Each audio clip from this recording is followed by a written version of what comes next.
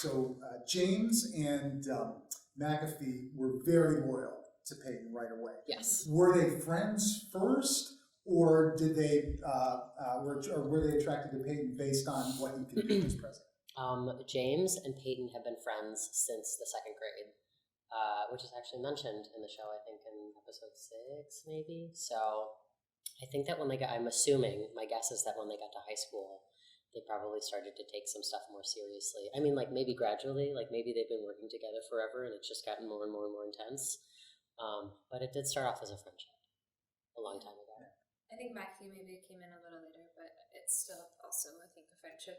They're so young, so I think when they met, they were kids, but they had a very common goal and they basically shared that interest. And I feel like they probably all kind of found each other because of this similar drive. Yeah. Like this sense of like, we're gonna move mountains. You know? That makes sense. But at their core, they're friends. Yes. Oh, very cool. Yeah. So kind of piggybacking off of that. I mean, the show doesn't come out and say that Peyton is a sociopath, but I think it definitely lays the groundwork for him to make that argument.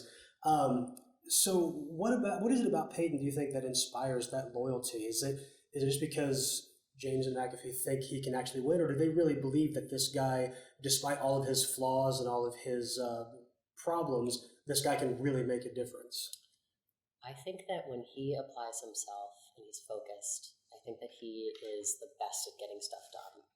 I think that gets a little bit lost along the way after he wins student body president because of all the chaotic stuff that happens around that.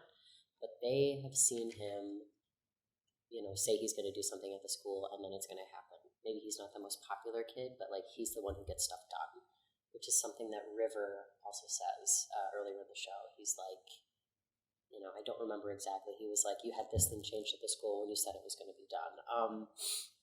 I think that, I think that they believe that he's the person that can do it. I know McAfee has a line where she says, I don't know what makes him tick, but he wakes up every day and wants to make the world a better place. And also maybe sometimes if he's ever unfocused, it's like we know that we have to be part of the team to help him like stay on his track.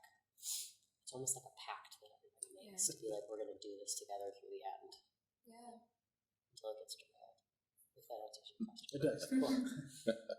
There's a reoccurring theme throughout the show where characters, I think there's even a handful of characters that do this, they question if they're an authentic person or a good person, or if they're solely defined by their actions. And a number of times, the answer always is, does it matter? So my question to you two is, does it matter?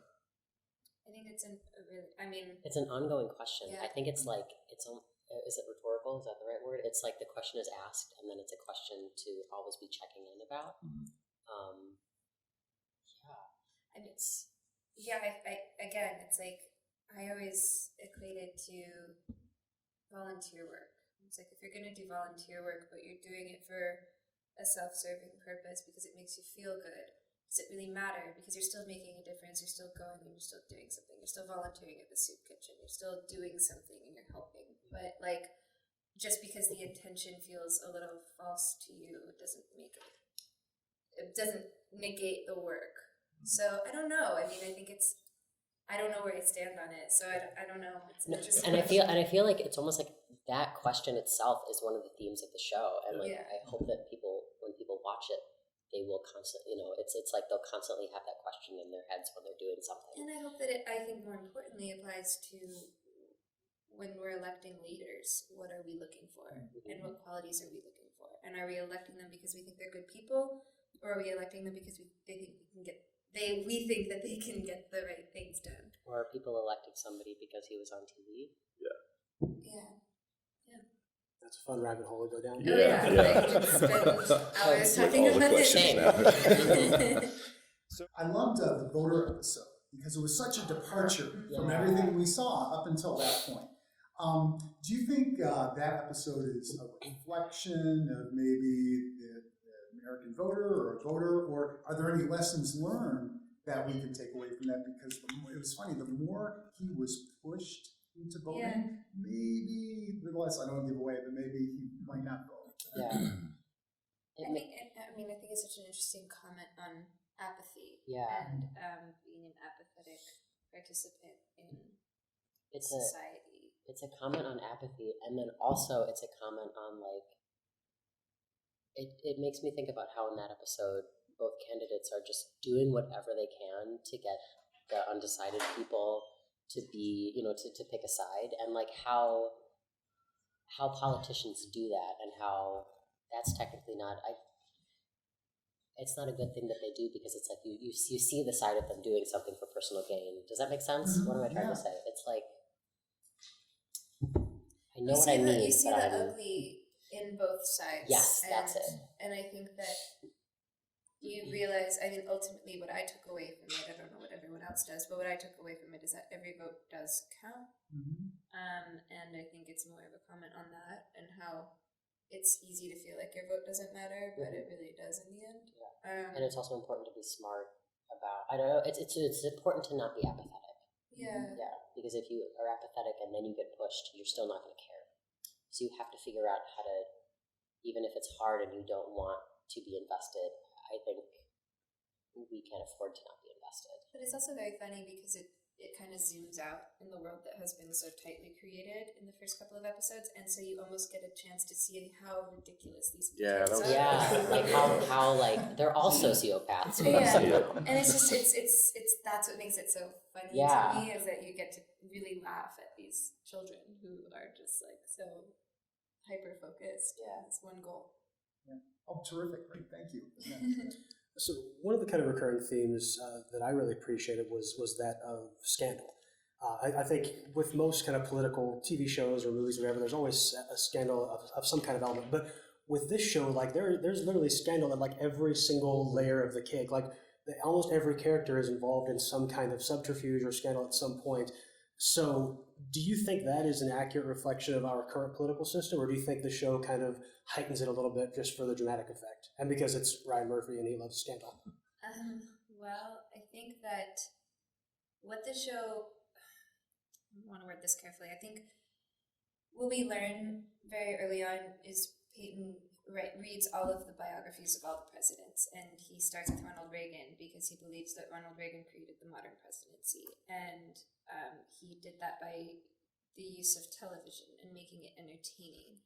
And so we now ask ourselves this question when we are getting invested in politics, is how much of it has become entertainment and how much of it is real. And so I mean, the Romans, killed people and had gladiator battles for fun. Like that was their entertainment. Like we're not doing that obviously, but like there's like I don't know. Politics can be entertainment, I feel like, and I don't know if that's a good thing. And even with the scandal, there's entertainment sometimes in that, especially present day. I mean, I think it's an interesting reflection on how the scandals have become like a TV show, and so it's interesting. I don't know. Yeah. Humans love scandal. Yeah. We love scandal. We gravitate toward it. Yeah. And what does that make us not pay attention to? Because we're just getting excited about the televised scandal. So even though the show is a dark comedy, there's a trigger warning before the first episode due to some of the subject matter. And there's been a lot of conversation about this kind of thing recently. Even in Stranger Things, a lot of people are discussing about the amount of cigarettes that he's smoking and if there should be warnings for that or not. So do you feel it's responsible filmmaking to put these warnings before a movie or a show or something? Yes. And if so, like where do we draw that line? Like who decides what, like cigarettes or you need a warning for, but mass murder you don't? Like how do you decide that? Well, Who does? I think we need to listen to the current climate and pay attention. And I think we're constantly going to be changing as a society. And so as we're changing as a society, our art needs to be very responsible with those changes. And so right now we're entering a time where we're taking mental health more seriously now than we ever have in the past. And we should. And I think we're recognizing that mental health is just as important as our physical health. And we have a long way to go, but I think that being very responsible and careful with how we represent certain things is important, and I do think trigger warnings are necessary. Has anyone seen the movie Midsummer? Oh, yeah. Oh, yes. So there was not a trigger warning before Midsummer, and I almost had to leave the theater because I was totally blindsided by the stuff that happened in the first 10 minutes of the movie. And like, I know not everybody would have that reaction, and I know how to handle myself, when something like that happens. But just like, I think it is better to err on the side of safety, right now. Thanks. So every single character in the show has their own like set of dramatic changes and challenges that they have to overcome. And I just loved how like flawed everyone is. Except Pierre, he's one of my favorite characters because he's just so like he's great. Yeah. And then so when you got the script for this role, did you do anything to prepare for playing this character that like is so like dynamic and goes through so much? I just wanted to try to look for the honesty in everything. I mean, I know that it's a satire. I know that there's a lot of stuff being parodied, but like, there's also truth in it. And just because things are being, someone told me once that like humor is not. What am I trying to say? Everyone is taking themselves very seriously, and everyone is focusing on relationship, and then things become funny as a result because it's so true. If that makes sense. I mean, also we all, read, I think there were certain books that I read and certain other characters that I was inspired by, and, certain, dreaming that I did, on my own, because I was not out when I was in high school. So it was kind of like getting to play the gender that I identify with in a high school setting, which was so cool. It's interesting to answer, though, in terms of preparation, because I think that the world Ryan Murphy and Ian Brennan and Brad Falchuk create is so unique. And so I almost imagine it's like, it's a world that doesn't exist, in a way. And when you don't have to abide by the rules of something that we know that's real, you can have fun with it. And you don't have to be so particular about being honest about a certain thing. I'm not using my words correctly, but I think that we got to explore with Ryan, we were world building and creating this universe that these kids were living in, and that gave us a lot of permission. So it wasn't like we were being extremely factual with real life events. It was its own thing. So, Right on. Yeah, it was fun to be able to create something in that. We have time for one last question, guys. Oh, okay.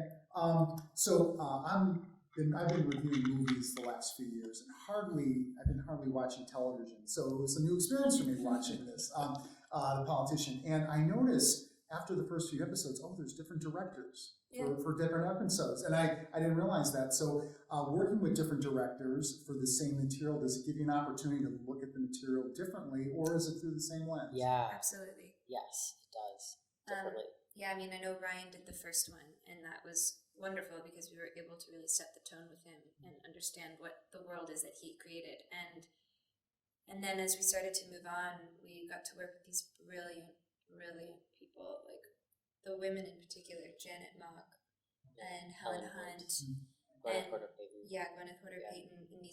And we were actually discussing like Ryan gives such a voice to so many people, and he gives voice to a very diverse group of people, and so it's really important to also have those people helping tell the story, and we got that with the directors, and so it really did change our view and our perspective, and also our level of comfort. We felt like incredibly comfortable to have these brilliant women using their vision to tell this story.